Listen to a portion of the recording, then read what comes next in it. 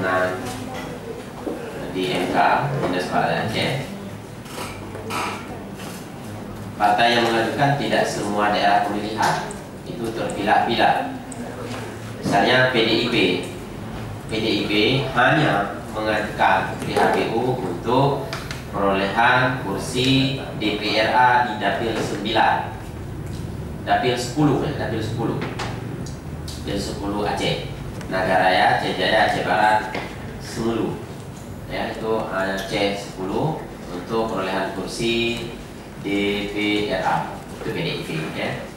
Tapi pada saat rekapitulasi yang dilaksanakan oleh Kim Aceh, saksi partai dari PDIP tidak menyampaikan keberatan apapun gitu ya, tiba-tiba, dan itu dihormati ya. Kemudian PBB menyampaikan keberatan hasil pemilu di Abdiya untuk perolehan kursi DPRK di Abdiya, hanya satu ya, di Abdiya saja PBB. Kemudian Partai Demokrat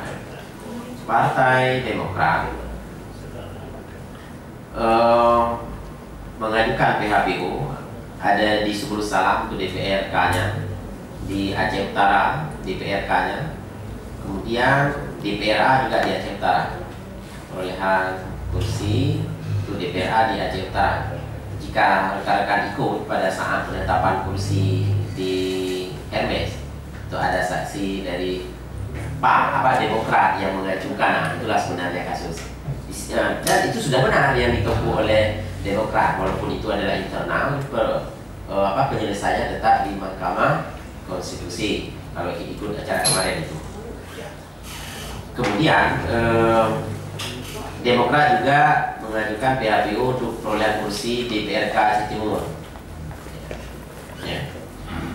Kemudian PDA, Partai Lokal, itu mengajukan permohonan perolehan kursi DPRK Subul Salam dan Kota Banda Aceh ya, DPRK Kota Banda Aceh juga. Jadi ada dua ya, di Subul Salam dan Kota Banda Aceh.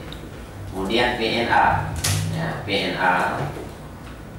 mengajukan ini hampir di seluruh Aceh kecuali Biren. PNA mengajukan yang tidak masuk Biren sama Tamiang ya. Yang lain semua ada kursi DPRK di PD sama Aceh Utara kalau PNA. Kemudian yang lain semua adalah perolehan untuk DPRA ya. Mereka mempersoalkan proses, sebenarnya lebih pada proses penyelenggaraan. Jika rekan-rekan masih sangat ingat saat pelaksanaan rekapitulasi di DPRA, apa yang disampaikan pada saat rekapitulasi oleh saksi, itulah sebenarnya yang disampaikan di PHPU di Mahkamah Konstitusi ya. Mungkin kita masih segar di ingatan kita semua. Saksi PNA sangat rekapitulasi menyatakan kami menolak di dapil pula kami, itulah itu juga yang disampaikan di sana. Baik ya.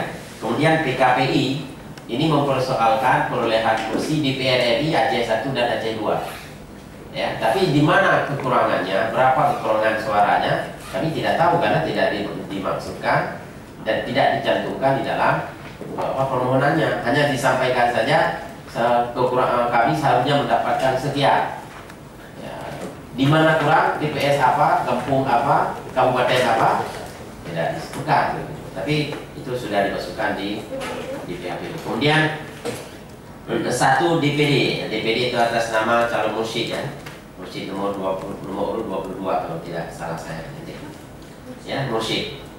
Ini kan tadi ditanyakan soal apa sebenarnya. Pertama, sudah sangat pasti mempersoalkan tentang katanya adanya kecurangan ya, penggelembungan suara, dan juga kalau kita baca permohonannya lebih pada proses sampai yang jadi digugat adalah proses pembentukan penyelenggara pemilu di Aceh, yaitu KIP ya. KIP kan dibentuk oleh DPR, DPRA dan DPRK.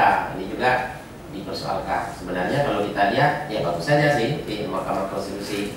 Nah, tapi apakah itu masuk di PHPU atau Kalau mau di MK, MK juga, tapi bukan PHPU. Tapi itu adalah judicial review. Tapi kami tidak berhak menilai karena Mahkamah Konstitusi lah ya kan menilai persoalan tersebut ya. Kemudian Hanura. Hanura disebut perolehan suara dan kursi di Subul Salam, DPRK Subul Salam dan Nagaraya ya. Nagaraya dan DPRK. Gerindra juga memasukkan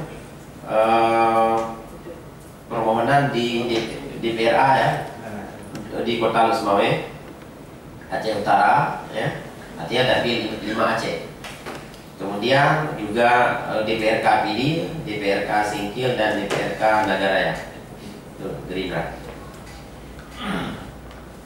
Kemudian PKB mengajukan permohonan di Subul Salam, DPRK Subul Salam. Kemudian DPRA di Abdia ya. Kemudian Tamil DPRK PKB ya. Kemudian P3 itu mengajukan permohonan kursi DPRA di PD ya, perolehan kursi DPRA tapi berkaitan dengan hasil pemilu di PD ya. Kemudian P3 juga Aceh Utara. Aceh Utara DPRA ada, DPRK juga ada. Kemudian PKS di Aceh Utara mengajukan permohonan perolehan suara untuk DPR RI, DPRA dan DPRK di Aceh Utara. Kemudian PKS juga mengajukan PHPU untuk DPRK PD. Kemudian PAN mengajukan permohonan berkaitan dengan perolehan hasil pemilu di Aceh Utara, kaitannya dengan kursi DPR dan DPRA, dan juga PAN berkaitan dengan perolehan kursi DPRK Aceh Barat. Kemudian Nasdem ini perolehan kursi untuk DPRA di Dapil PD dan PD Jaya, itu Aceh 2, perolehan kursi untuk DPRA ya. Yang masih ingat saat rekapitulasi ini ada sebenarnya yang ikut rekapitulasi di DPR sudah tergambar sebenarnya. Yang ikut rekapitulasi di DPR sudah punya gambaran sebenarnya mana saja yang berpotensi. Dan disitulah sebenarnya proses penyelesaiannya, dan sudah benar ini. Proses penyelesaiannya namanya juga adalah perselisihan hasil pemilihan umum di Mahkamah Konstitusi. Disitulah muaranya penyelesaian. Ya, kemudian terakhir Golkar berkaitan dengan kursi DPRA di Singkil. Nah, bagi yang ikut di rekapitulasi saat di DPRA juga sudah punya gambaran Singkil, bagaimana gambaran di Singkil ya. Kemudian Aceh Selatan, Aceh Barat Daya, karena ini satu dapil, Subul Salam itu dapil Aceh 9 ya. Kemudian Golkar juga Aceh DPRK di Aceh Tengah. Kemudian DPRK di Aceh Barat Daya dan DPRK di Aceh Selatan. Ini adalah jumlah PHPU yang kaitannya dengan hasil pemilihan umum di Aceh. Dan apa yang telah dilakukan oleh Kip Aceh sudah melakukan koordinasi dengan KPU Jakarta. Kip Aceh telah melakukan koordinasi dengan KIP Kabupaten Kota semenjak hari Senin ya, tanggal 19 dan 20 kami koordinasi di Aula Kip di kantor ya, di atas 2 hari kita konsultasi, kemudian kita koordinasi, kita siapkan kronologis, kita arahkan kontra alat bukti yang harus disiapkan, dan Kip Aceh juga telah membentuk tim advokat ya, tim lawyer atau pengacara yang akan menjadi tim asistensi untuk menyiapkan kronologis dan jawaban terhadap permohonan dari peserta pemilu.